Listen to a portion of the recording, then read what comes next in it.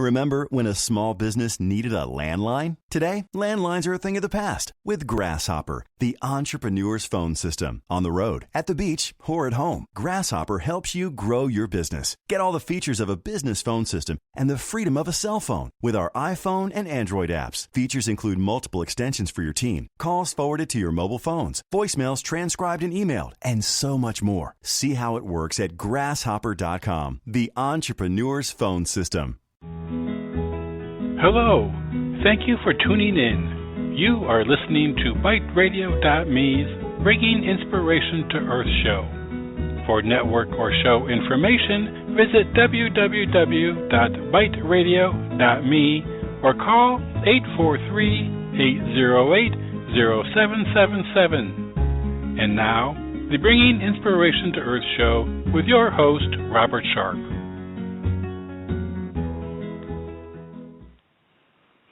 Good day, everyone, and thank you for joining us for this edition of the Bringing Inspiration to Earth show.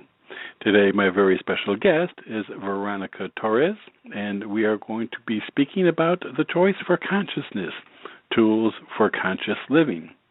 A down-to-earth force of nature, Veronica brings a deep commitment to conscious living, a powerful desire for clarity, and a great sense of humor to every situation.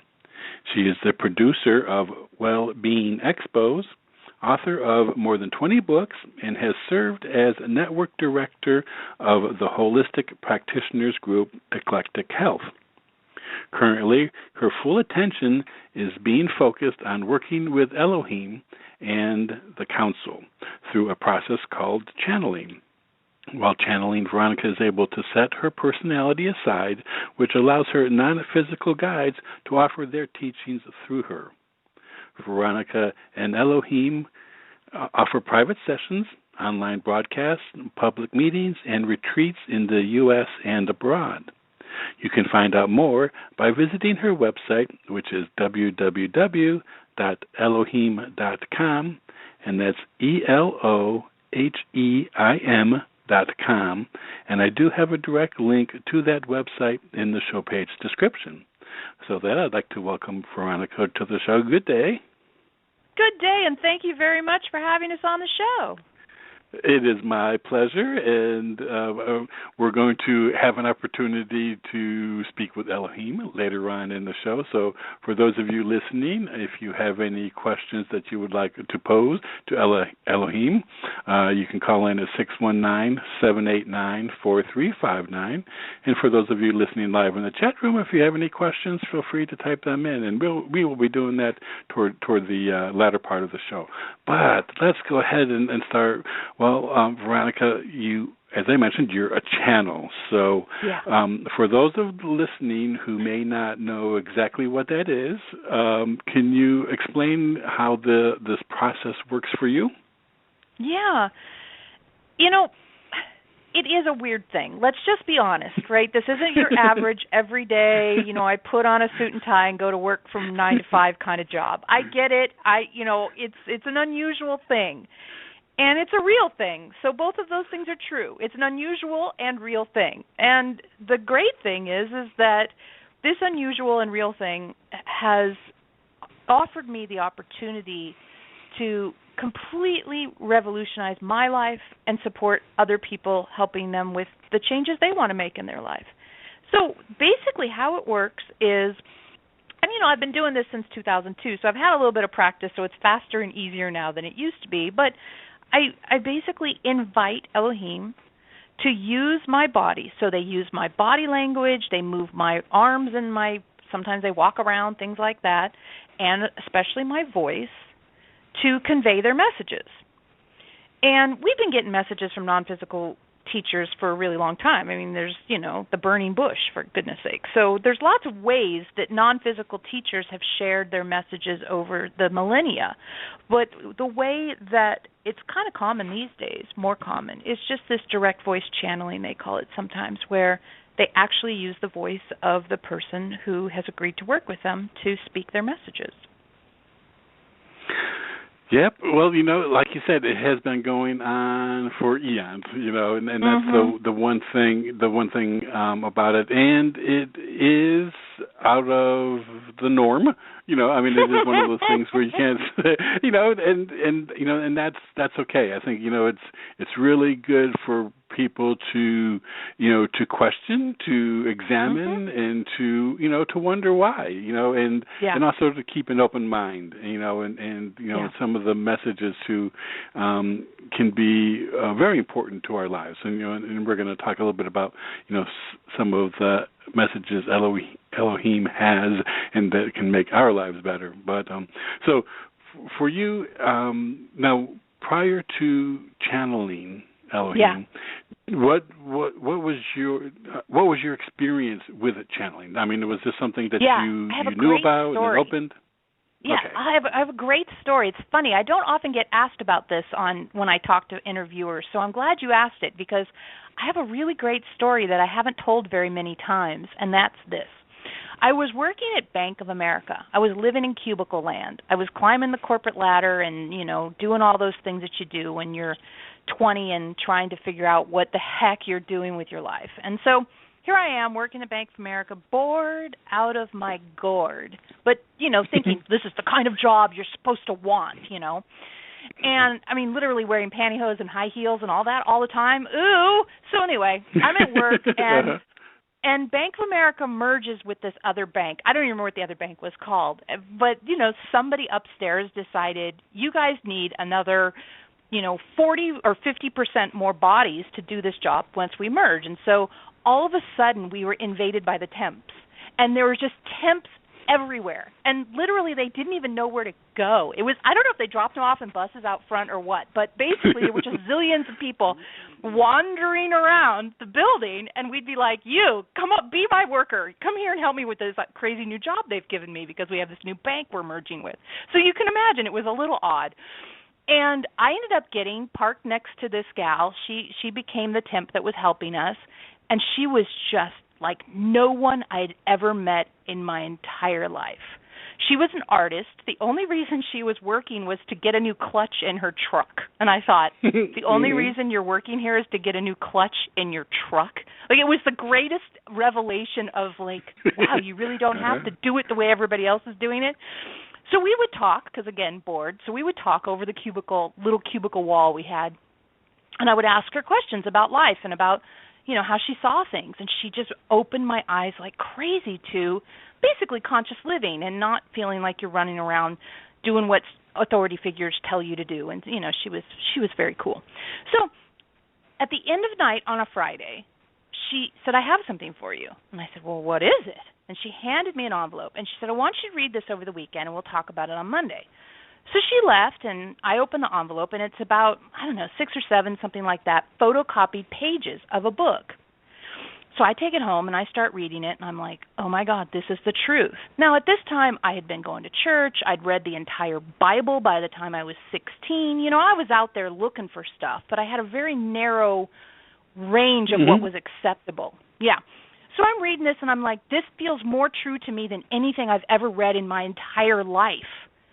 So on Monday, we get to work at like 7:30. There I am at 7:20 for the first time in my life going, where is she? Where is she? Where is she? Can't wait till she shows up. So she walks in, and I grab her, and I'm like, who wrote this? And she said, well, that's complicated. And I thought, what the hell kind of answer is that? And she says, it's channeled. And I'd never even heard the word before. And I went, well, now I believe in channeling because I know this is truth.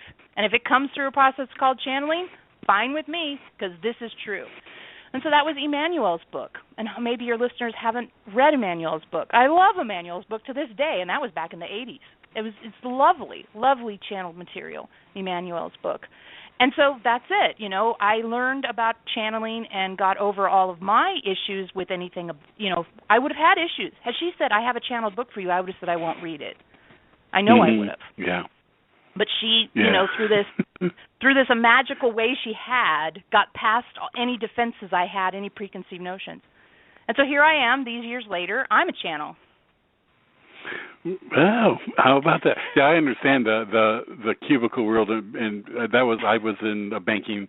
I was with First Interstate Bank in California when it was way back, Okay. way back when. Mm-hmm. So I know that back. environment. That's way back. Yeah. Yeah. But so I understand that, and it's interesting.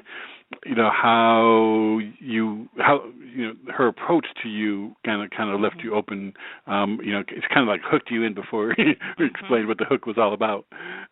Yes, it was brilliantly done, so perfect. And I love too. The romantic in me loves it. The fact that when she went to buy the book, she met a guy and they had a little torrid romance, for a little while there after that she met while she was buying that book. So, yeah, I love that part too.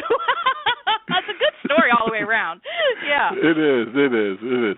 Well, so let's go ahead and talk a little bit about Elohim. So, sure. Who is Elohim?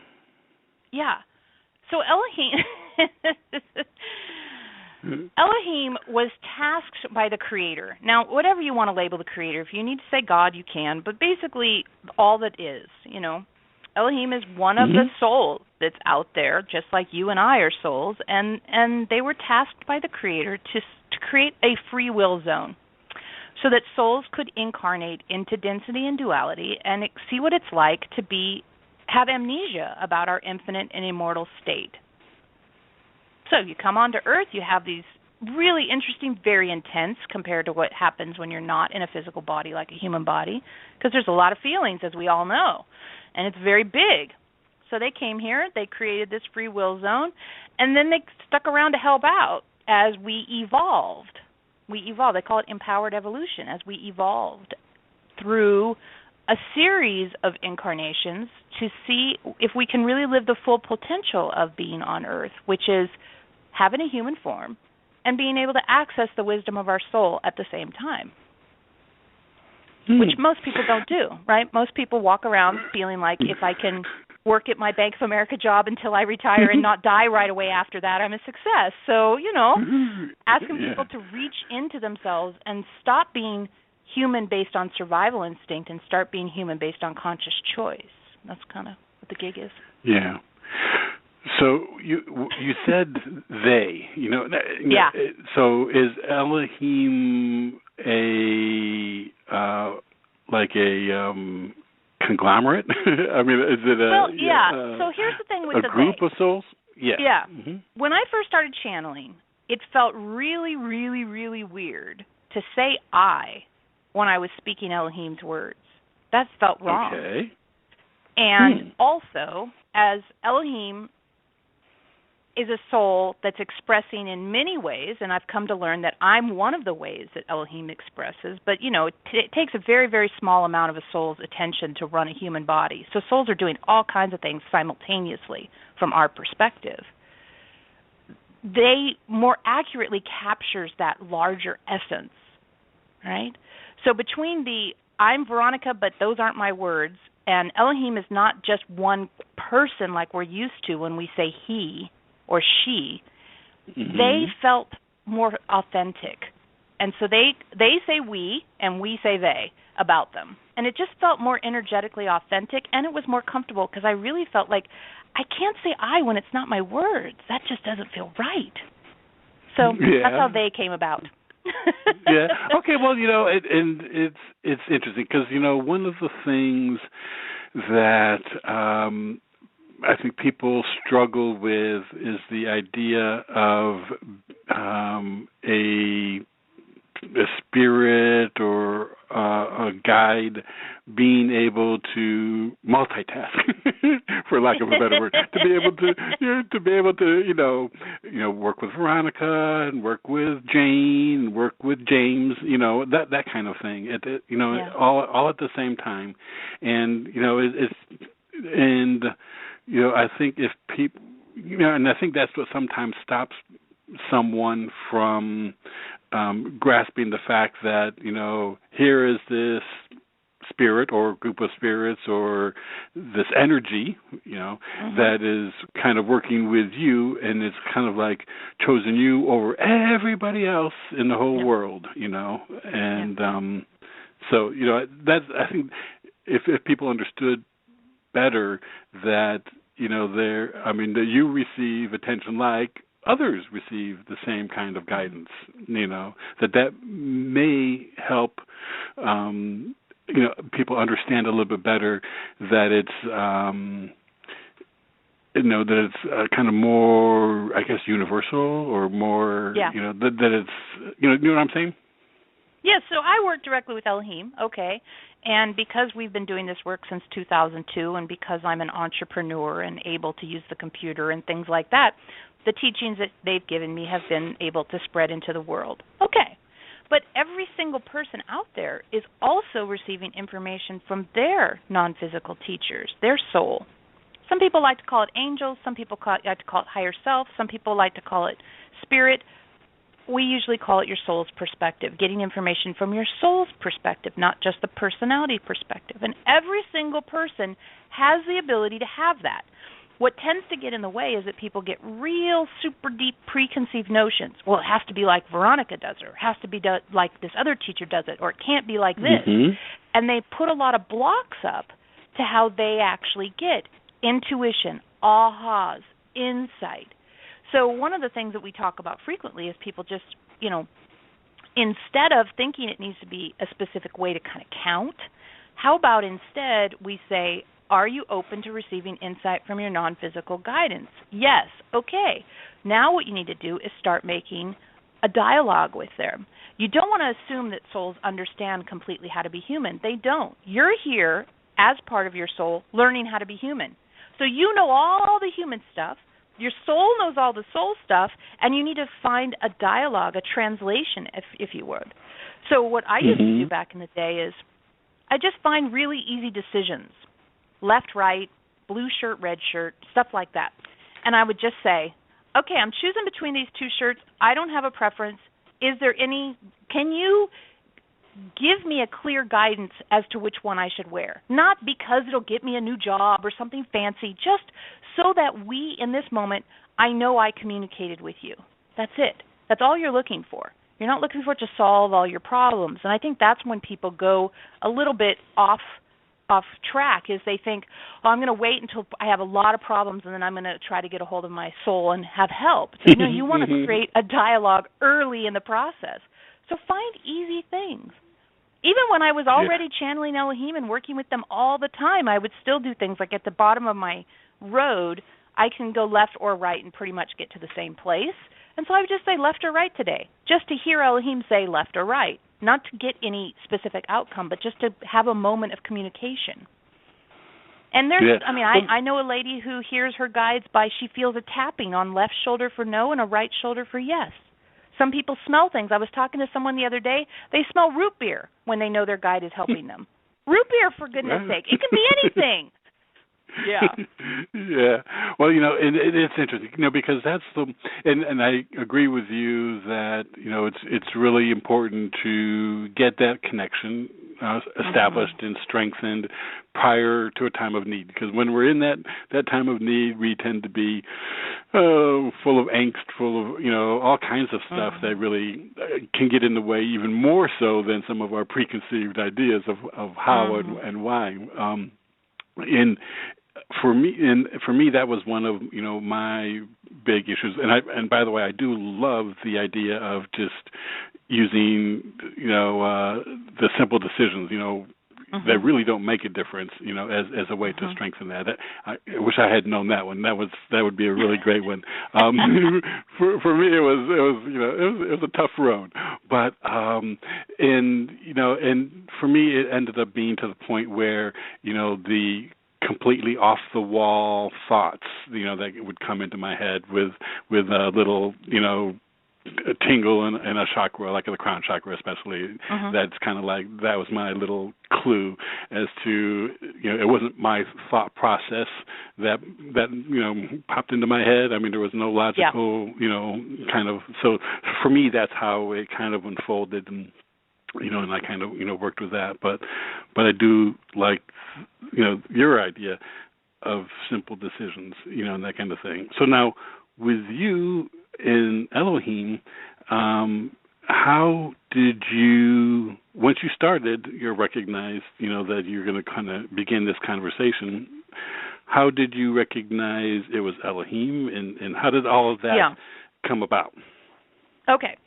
So years and years and years ago, I was in a bad marriage, and I needed help with it. So I went to a psychic to get help with my marriage, and the psychics didn't help me with my marriage. The psychic said, you're going to become a channel, and you're going to be known around the world.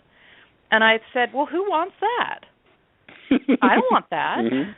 Like, no way. I'm just trying to deal with this marriage. It's kind of like what you just said. When you're triggered, it's really hard to imagine anything other than just that trigger. I was in a triggered situation. I didn't want to hear this woo-woo out there idea. Forget it. I just trying to deal with this guy, So I just put it on the back burner. Because I was like, forget it, And then I moved to the town where I live now, which is Sonoma, California, which is about 45 minutes north of San Francisco. And I didn't know anybody, so I went to yoga class, and the yoga people said, hey, we're doing a Lakshmi Puja this weekend. And I was like, you know what? I don't even know what that is, but I want some friends, so I'm going to the Lakshmi Puja. They'll tell me what to do when I get there. So I show up at the Lakshmi Puja, and as it turns out, it's a chanting thing. So it's kind of, wang, yang, yang, a very repetitive kind of monotone thing, and I didn't care. I was having friends, right? But it was super altering. By the time you've done that for 20 minutes or so, at least for me, I was out there. So we sat down in a little group after the chanting, and there were about 5 of us, I think, and I didn't know anybody really, and all of a sudden I was so altered that this voice just came out of my mouth, and it gave a message to this woman who I don't even know, and she liked it. And at the end of the message, I burst into tears and said, that's never going to happen again. And it wasn't because I was afraid. I knew exactly what was going on, and it didn't feel scary. Mm-hmm. I didn't like that everybody was looking at me. I didn't want to be the conspicuous one that everyone looks at and says, you might be a weirdo. This might be a weird job, and you might be a weirdo. I didn't want to be that person. So, again, I said, forget that. I'm not doing that. And then another, I don't know how long, year and a half at least, I think, passed by, and a friend of mine called me up, and she said, so this guy at work just told me that my biorhythms are off. Do you know what that means? And I said, I don't know what biorhythms are, but I know what chakras are. So come over and I'll look at your chakras, and we'll see if I can figure out what he's talking about.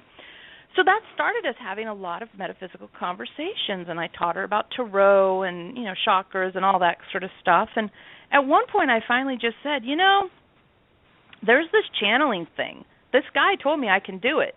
And she said, yeah, let's do that. I said, all right, we're going to do it. So we went out onto the deck, and I sat down, and I closed my eyes, and I said, I don't know how to do this, but let's do it, pretty much. And I closed my eyes, and Elohim immediately came in and gave her a message about something I knew nothing about, which was trippy. And so from then on, just every week we'd gather up questions, and at the weekend I would sit down and say, I don't know how to do this, but we're going to do it, and Elohim would come through, and we would get answers.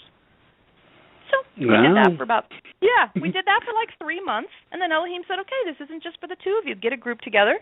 So we went right back to the yoga person and got a group together, same place we did the Lakshmi Puja. And that was 2002, and I've been having public gatherings ever since. Wow, that's something. Yeah, it's interesting. Probably in it was late 90s, I was at a Whole Life Expo. My partner and I had put out an oracle called Prophecy, where you do your own readings. And at the end of the expo, there was a woman. There were a whole bunch of people, psychics and all that kind of thing, down in the lobby area, just chatting away. And there was one from Texas who had done aura readings, and I had my aura picture taken during the expo, and it was a November expo, and my picture was like green on the top, bright green on the top, and bright red on the bottom. It was Christmas colors. So anyway, she asked me if I wanted her to kind of look at it. I said, sure, why not? So I went down to the car, got it, and came back. And anyway, she had started talking, to me, and then during the process of talking, her terminology shifted from I to we, you know, and it was one of the things is that, you know, have been talking to me. We've been trying to talk to you, but you don't listen, you know. And it's like, that makes sense, you know. And it was funny. And during the expo, there was one time that I used my hand and I like pushed. It would have been like if I were wearing a headband. I was like pushing the headband off my head. And during the expo, I thought, what? I mean, that was weird. That was the weirdest thing. I mean, because it was like, what the hell? I don't wear that stuff. So during her little conversation with me, it was like, you know, and when we were trying to talk to you, tell us, you know, just, and it doesn't work, just tell us to release the band or to lighten the band, loosen the band. That was it. Loosen the band. And it was like, oh my God. Well, at the very end, she obviously had recognized she was doing channeling, and that was something she had always wanted to do. But I come to find out like 3 or 4 months later that it scared her so much that she went religious. she just went. That's pretty scared. Stopped it. It was. Yeah.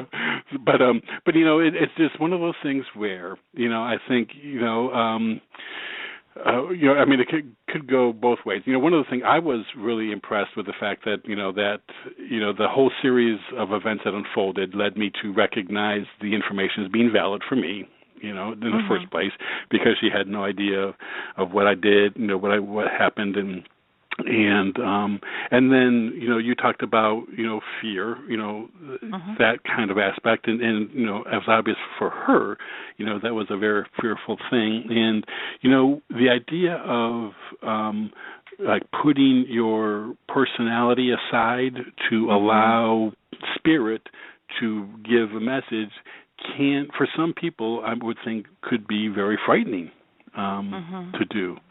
So for you, did you ever have any apprehension of that process, or did you have complete trust in what, you know, and Elohim and Elohim's intentions?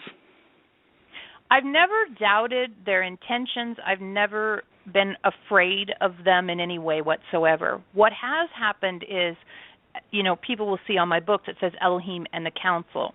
So I channel Elohim mainly, but I also channel 6 other groups, energies, non-physical teachers. And they're all different, very different.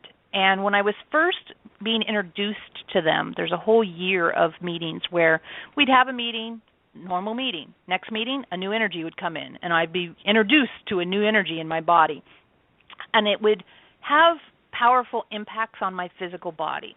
Like when I first channeled the warrior's energy, I felt like my entire body got 4 inches taller and then snapped back into place. And the next day I was sore from head to toe. So stuff like that can happen that is off-centering a bit, but not scary. Just a little bit like, whoa, okay, you know. But I think it's a bit like anything we do. You know, if you're learning to snowboard, right, and you're out there snowboarding it up, and then you fall, and the next day you're a little sore, you're like, well, yeah, I tried something new and I fell. So there's growing pains and learning pains sometimes with anything you learn. I mean, I play the cello, and my fingertips get sore because pushing down the strings, well, you know what? It kind of hurts sometimes. That's part of the gig. Your fingers will get a little tougher, and it won't hurt in the future. But at the beginning, when they're all nice and soft, you need to build up some calluses, right? So I think there's that in any learning. And this, I really like to remind people when they have these ideas about, oh, it must be this great thing to channel. I said, you know, it uses energy. It's like running a marathon. At the end, I'm tired. It asks something of my physical body. So, you know, it's that. But there's no lack of trust. There's no lack of trust. Okay, good. Well, gosh, we're halfway through the show already, Veronica. We're just zipping right along. So I want to take just a quick 90-second break here. And I do, again, want to invite listeners, if you would like to call in and ask Veronica any questions, you can call in at 619-789-4359, or those of you listening live in the chat room, if you have any questions, feel free to type them in there. And then when we come back, Veronica, I have just a few more topics to talk about, and then maybe we can switch and talk to Elohim for a little bit. I'd be happy to. Absolutely. Okay, great. Okay, and when we come back, I want to just talk a little bit more about the council and the energies there, who they are, who you think they are who they are, and why the council. Okay. Yes, I'd be happy to. Okay, great. Okay, everyone, stay tuned. We'll be right back after this very brief break. Hello, this is Robert Sharpe. I want to thank you for joining us and hope that you are enjoying today's show. Just a reminder that we have a wealth of information and resources available on our website, www.biteradio.me. There is a calendar of upcoming shows, along with an archive link to the approximately 1,000 shows that we have had over the past 5 years. Our show is available as a free podcast in the iTunes Store. You can subscribe there, or even quicker, there is a link to our show on iTunes on our website homepage. We are also on many social media platforms, Facebook, Twitter, LinkedIn, Pinterest, etc., and we have buttons to those platforms on the top of our homepage. And finally, also on the site is a link to the great products we provide: books, greeting cards, photography, and a wellness store with essential oils and personal and spa products. There is so much for you to explore and enjoy on our website, www.biteradio.me. I also very much appreciate you supporting our guests, and especially today's guest. And now, back to the show. Okay, everyone, thank you for staying with us. Again, today my very special guest is Veronica Torres, and we're talking about her channeling of Elohim and the Council, and also talking about the Choice for Consciousness, Tools for Conscious Living. Veronica is author of more than 20 books. You can find out all about her, and also she has a free download. Just enter your email information, and you can get some messages from Elohim. All of that is available at her website, which is www.elohim.com, and that's ELOHEIM.com. And I do have a direct link to that website in the show page description. Okay, so with that, we're back, Veronica. Hello. Okay. Well, before the break, you mentioned the council, so yes. and the warrior. Yes. I mean, I'd like to explore a little bit about that. I mean, the fact sure. that you have a council, and and the various energies. So, kind of who make up the council, and why did this group feel it was important to come to you?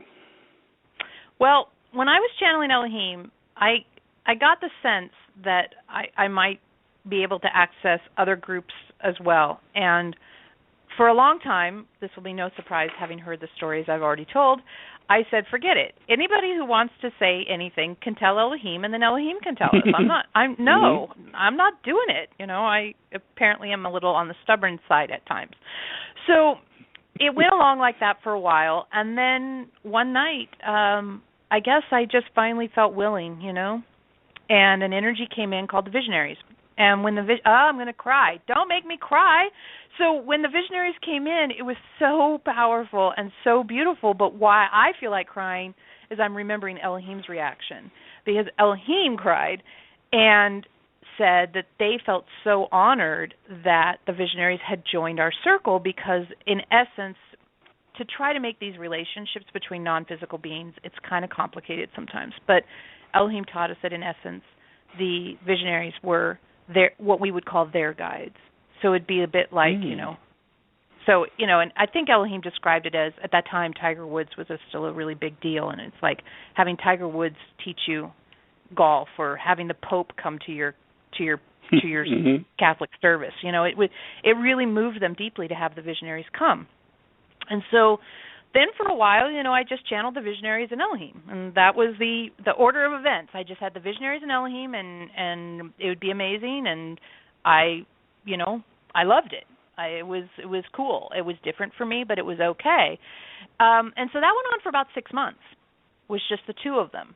And we were having meetings every week at that time, so they would be regularly presenting themselves. And the Visionaries are, as their name states, they hold this larger vision for the potential that we have as humans.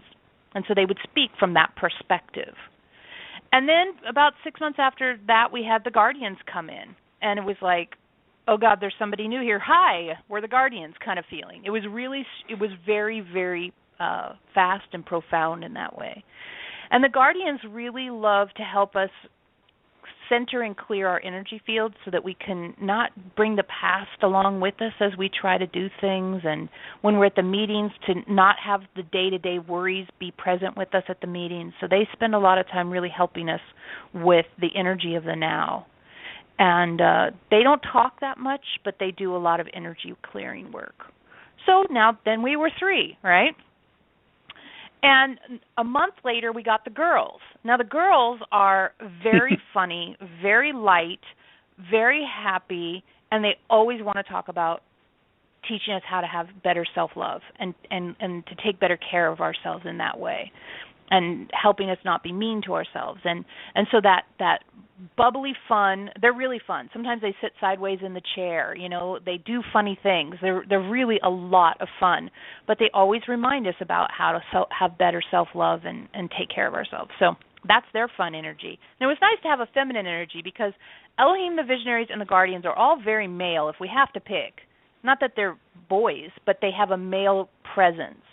So when the girls came along, it was like a breath of fresh air also. Okay, and so that was January of 2010, and then in February 2010, we got the Matriarch. And the Matriarch is this amazing uber mom kind of presence, and she just holds this, her messages are so filled with like this beautiful love for us. Oh, I'm getting emotional. This beautiful love for us, and this support in like holding the vision of our highest accomplishments is not the right word, but the sense that we're going to get this, that everything's okay, and that we're well loved and cared for. I don't know, it just always feels to me like being embraced by a woman with enormous breasts and big arms, and it's like, I just want to flop on your lap and cry and feel better later. So yeah, she's amazing energy. Okay, and so that was the Matriarch. That was February of 2010. And then we got the Warrior. Now, Elohim warned us, look, this is the deal. You guys are light workers, and you like to think positive, and you like to have these sunshine, bunnies and rainbows sort of thoughts, and you don't want to think about anything that's not like that. But the truth of the matter is you have so many incarnations where you were a warrior. Warrior energy is alive and well in your world, and it's a part of you that is ignored and set aside. And what we need is to have a healthy relationship to that warrior energy, so we're going to have the warrior come onto the council. And I was resistant to this because I was like, I don't know. It scares me a little bit to think about facing that side of myself. Because we all try to think positive thoughts and not get in fights and not be conflicted. But wow, I tell you, the warrior probably changed my life more than any of the other council members besides Elohim, because it's true. And the warrior has his own book, and ladies that are listening, if your partner or your male friends in your life are looking for spiritual material, the Warrior's book is a great book for guys. Women love it too, but of all my books, it's the one that men respond to the most, at least when they tell me. It's just a powerful, powerful, powerful study on how we can interact with our triggers in a similar way as to how a warrior would interact with the enemy, and how we can treat our triggers as an opportunity rather than feeling like a victim of them. Oh, I just love it. Today's Warrior Wednesday, so on my Facebook group we've been posting warrior messages. So it's a good day to be talking about the warrior. Yeah. My Facebook group, by the way, is Connect with Elohim. So if any of the listeners want more Warrior Wednesday, they can come over to Connect with Elohim and join us. We have a great Facebook group. Okay, and so then I went, that's enough, Elohim, because I was channeling all of them every week for the public. So this was a lot, and my body was tired, as you can well imagine. And I said, that's enough, that's enough, that's enough, that's enough. And Elohim would say, we know you don't want to add another one, but we have to add one more. And I kept saying, no, I don't want to add another one. I don't want to add another one. And finally, it took another 6 months, but we got Fred. And Fred's the trippiest one of them all. Fred. So Fred is like a galactic presence. When I met Fred the first time, before I channeled him for the public, I channeled him for myself. I closed my eyes, I tuned into his energy, and I felt myself being thrown out to the edge of the expanding universe, divided into a million viewpoints, and watched the expansion of the universe from a million viewpoints. And trust me, it's just as trippy as it sounds. I thought it was weird. You can think it's weird. Everybody else can think it's weird. I've always thought Fred was weird, but he's mind-blowingly awesome as well. And so he took me a while to get used to, but, dude, he is awesome. So Fred's in the mix as well now. So that's 7, and that's enough. Wow. Except every once in a while we have visitors, but we're not talking about the visitors because they only happen very, very rarely. 7. So yeah, I have I channel all of them once a month now. And wow. I do other channelings where I only focus on Elohim because let's just get real. That's crazy, 7. I mean, I'm tired at the end. I don't want to be that tired.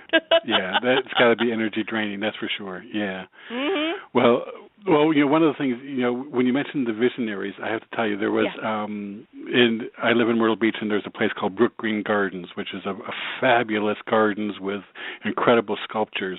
And one of my favorite sculptures is called the Visionaries. And I just shared it on your Facebook page, so later on you can check it out.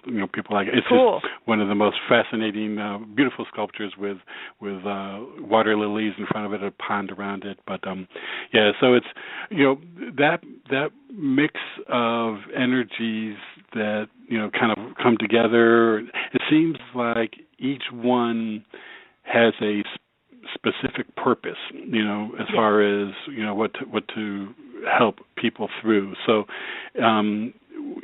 what would you say the Elohim's with the main crux of Elohim's messages are? The main crux of Elohim's message is this notion that we have been driven by our survival instinct up till now. Which makes sense because you need a survival instinct really to stay alive long enough to actually experience this place. But that the survival instinct and habitual thinking and worry and fear and all that stuff that goes along with being driven by survival, that is not the pinnacle of experiences of being human. Living consciously is the opportunity to experience more of the pinnacle of being human. So Elohim has come up with dozens and dozens and dozens of tools, easy to remember, simple to apply. Sometimes people say, that's so simple. And I think, why should it be hard? So what we have is simple, easy to apply, easy to remember tools that you can use any old place you find yourself to break habitual responses and to choose how you want to interact with this moment. That's their gig. And that transforms your life. Okay, so what can you maybe share with the listeners a couple of these simple tools so that we can start putting them into place today if we don't already? Yeah, I mean, one of my favorites and the easiest, really easy to grasp is the I'm Tempted To tool. So here's an example from my own personal life because sometimes that makes it easier and I'm forever getting stories told on me, so I'm used to it now. Elohim uses me as an example more often than anyone else. So yesterday I had to take my cat to the vet. She's been taking this antibiotic for this issue she's got, and the vet said, ooh, I think the antibiotic is affecting her liver, so now we got to do blood tests. And I was like, oh, boy, here we go, right?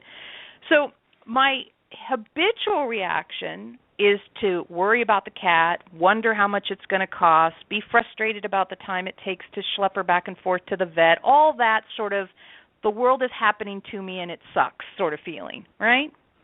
But none of that is going to actually make the cat healthy again. None of that's going to pay the bill. None of that's going to give me back the hour and a half it took to take her to the vet. That doesn't fix anything. So by letting myself spin in all that, I'm just hurting myself. But if you don't know an alternative to that, then you don't know an alternative to that. So here's the alternative. You just say, I'm tempted to. I'm tempted to feel like a victim of the fact that I have a big vet bill now. I'm tempted to feel like this took way too much time out of my day. I'm tempted to wonder if the cat's going to get better and to be really worried about her. So instead of actually doing those things, you say, I'm tempted to. And what that has the wonderful experience of is it actually requires you to use a different part of your brain than you would if you just went with that automatic, oh, God, what's this going to cost me? Oh, no, this took my whole afternoon up. Oh, I'm tempted to focus on the fact that this took up my afternoon. I'm tempted to focus on the fact that there's going to be a bill. Wow. Now it's a choice. It's only a temptation. It's not a requirement. What else is there? Well, there's fascination about this moment. There's gratitude for the cat. There's gratitude for the fact that the vet's going to be able to help her. There's gratitude for the fact that I was able to take her to the doctor. How about I focus on all of those things? Yeah. Well, that's great. And I'm glad that you talked about what to focus on because, once, you get that, it's kind of like, don't think of a white elephant, you know what I mean? And when you do, I'm tempted to think of a white elephant. I'm tempted to think of a white elephant. Exactly.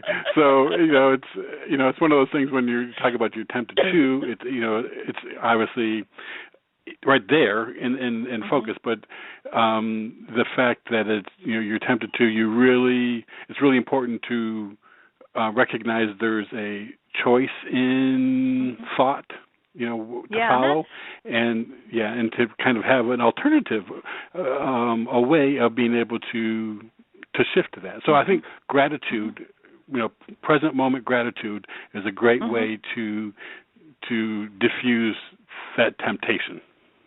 Sure, and here's the way to get into the present moment. Which, people say get into the moment, but it's not actually something we're really taught how to do. Because you get into the moment and then you find yourself in worry. You get into the moment and you find yourself wanting to think about the past or the future, right? So it's not something that people are very good at, but I've got a tool to help you with that. We call it the What is True Now tool. And so the idea here is that you answer the question, what is true now, very quickly 5 or 6 times in a row. What is true now? I'm sitting down. What is true now? I'm wearing black pants. What is true now? I'm on the phone. What is true now? It's sunny out. Right? You just keep answering it. And you can do this almost any place, right? And what happens is it takes you out of the hamster wheel mind. It takes you out of the past or the future because you're looking around to your current experience. It brings you in connection with your body, and it just gives you that little break in all the habit, in all the mind chatter, in all of that we do. And that little break is the space for insight that we talked about the first part of the show, for insight to have a chance to connect with you, ahas, new ideas. Because remember, insight isn't going to tell you all the things you've already heard, that it wouldn't make it insight. And as Elohim likes to say, if thinking was going to solve it, it would have solved it long ago because you sure have thought about it enough. So it's not that you quiet the mind in order to think the same thoughts.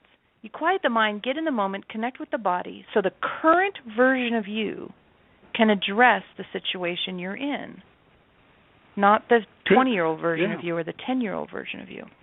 Yeah, I like that. That's really great. Definitely works toward bringing one's focus on the present. So that's one of those tools I'm going to put in my toolbox to use. Yay! Well, we have 53 of them. That I've written up. We have probably twice as many that I haven't had a chance to write books of yet, but all of our books include tools to help you do all kinds of things about changing your life. So perfect.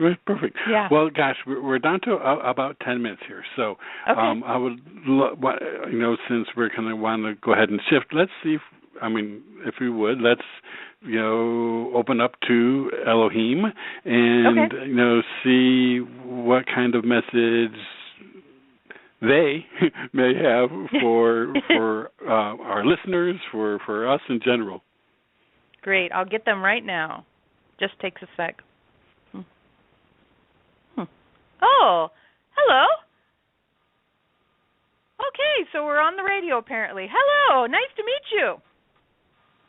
Are you there? Yes. Oh, good. Hi. How are you today? Absolutely wonderful. That's great. Okay, Veronica tells us we're almost out of time and go fast. So we're going to go fast right now. And we do have a message that we'd like to share with you because it's something that's been coming up quite a lot recently. And we feel like there's a great deal of confusion about this, and it doesn't need to be confusing. And that's this. The idea that you create your reality is not to be used to be mean to yourself. So when something's going on in your life that you're confused by, you do not then have permission to say, I created this because I suck. Or why would I create this horrible thing only because I'm a sucky person or a sucky creator or a sucky light worker or because I did something I shouldn't have done. No, no, no, no, no, no, no, no. That's not the purpose of the Create Your Reality teachings. The Create Your Reality teachings was an attempt to let you know that you don't have to be a victim of your survival instinct. Not so that you could have another weapon in your arsenal of self-mutilation and beating yourself down, right? The way Create Your Reality works is this. You create your reality through your responses to the experience you're having now, period. So using Veronica's example, if she had let herself get all worked up at the vet, then today would have been a day of dealing with having been all worked up at the vet. Instead, she made different choices in response to that. It wasn't easy. Of course it's tempting and strong and habitual and all those things to freak out at the vet. But she made choices, and then today gets to be a day of exploration on the radio rather than, oh, God, I have to cancel the show because I'm so upset about what happened at the vet, which it very easily could have spun into if you let those fears take over. Or if you imagine, why did I create this horrible thing where my cat's sick? Now, that's not fair to anybody. How about, how am I going to choose to respond to the fact that the cat needs some care? How am I going to choose to respond to that? That's the question that's being asked.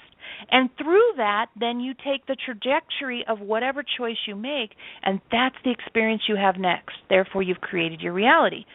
So many people, and we don't know where this comes from, but whatever, so many people have what we call the Harry Potter way.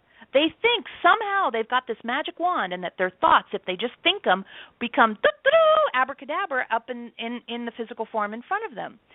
Not very many people we know, as in nobody, is doing it that way. Yet when something negative or perceived as negative happens, all of a sudden you imagine that you had the Harry Potter creating going on.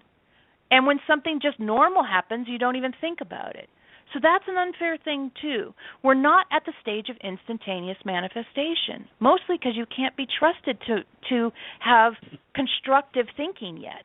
When you guys are better mentally disciplined to have constructive thinking on a regular basis, then instantaneous manifestation will start to become a reality. But right now, the kind of manifestation we have is the choosing your reaction to your experiences, and you create a trajectory through choice where you end up moving into a place where you're less and less triggered, and you begin to live from aha to aha. And that gets closer and closer to instantaneous manifestation. But imagining that only certain thoughts are powerful and other thoughts aren't, we just don't see the win in that. And it's not how it works. So we just see it as a way you guys punish yourselves, and we don't particularly care for it. We think it's not very nice to be that way to you. We like you guys too much for you to be mean to our buddies. You know, you're all our buddies, and you're beating each other up and beating yourselves up. We only have one rule. We've said millions and millions of words through Veronica, and here's the one rule. You don't get to be mean to yourself. If you wouldn't say it to the 4-year-old child of your absolute best friend, you don't get to say it to yourself. That's as easy as it comes. Don't be mean to yourself. So when you're tempted to be mean to yourself, be fascinated by something else instead. Or make another choice.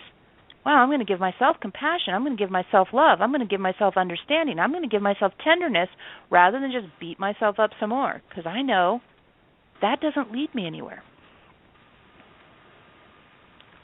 Well, no, I think that one's directed right toward me. You and everybody else. Trust us. We only had to make it our one rule because it's as common as breathing. And, you know, in the Facebook group, they have Don't Be Mean to Yourself Monday. And now on Mondays, everyone supports each other, figuring out, oh, I was mean to myself. How could I have handled that differently? Or here's a place that I didn't know I was being mean to myself. And I found it, and now I won't be doing it anymore. So there's all kinds of ways to be sneakily mean to yourself. Because here's the deal. Your survival instinct says, look, if you try something new, it might get you killed. Now, that's ludicrous in most cases, but it's still what the message the survival instinct gives you.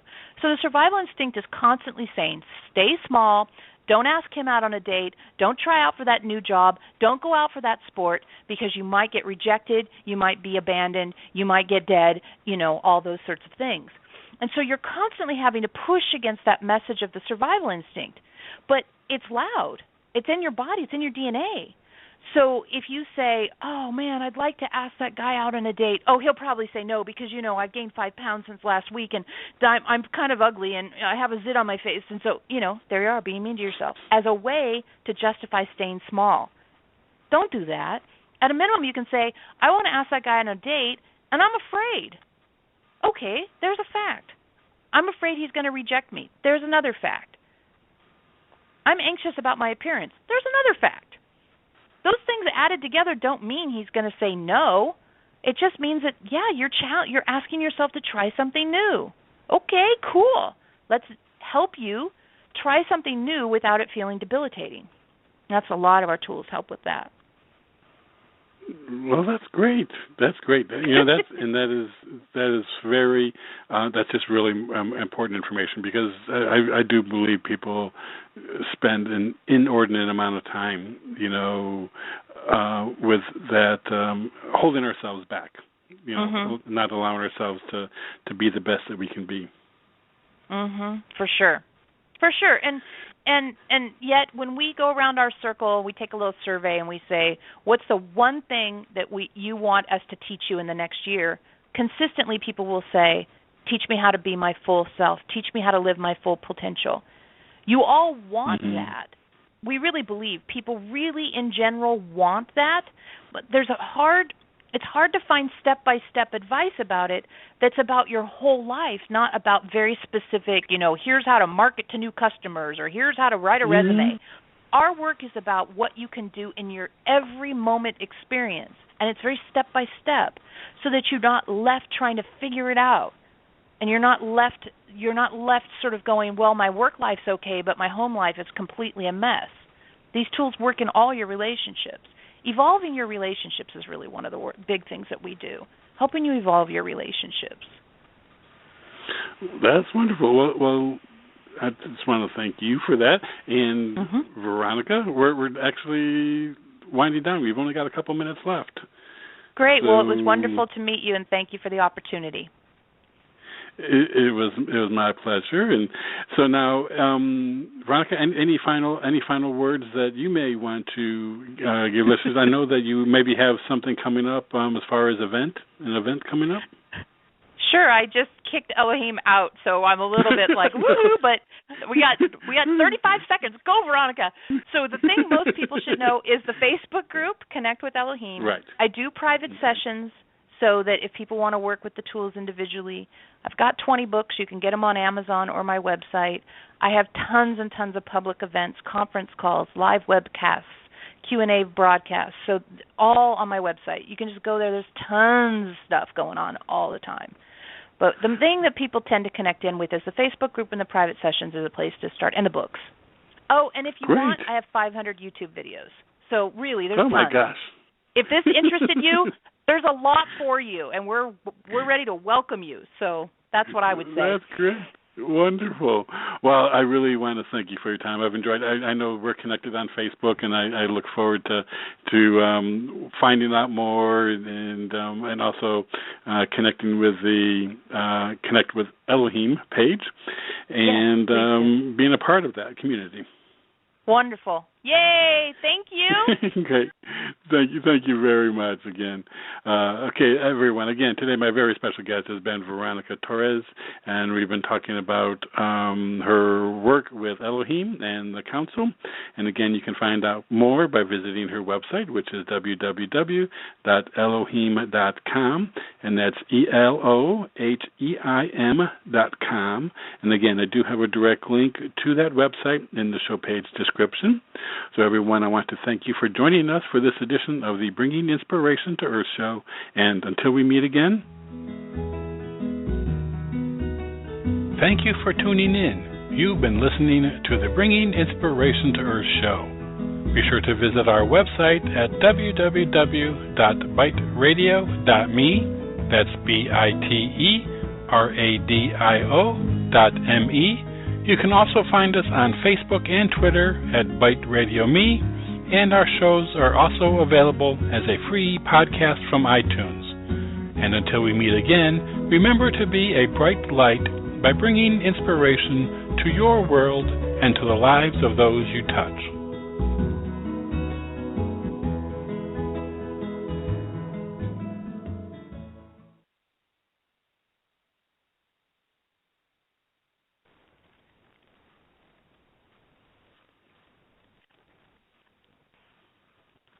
Hey, it's me, your house talking.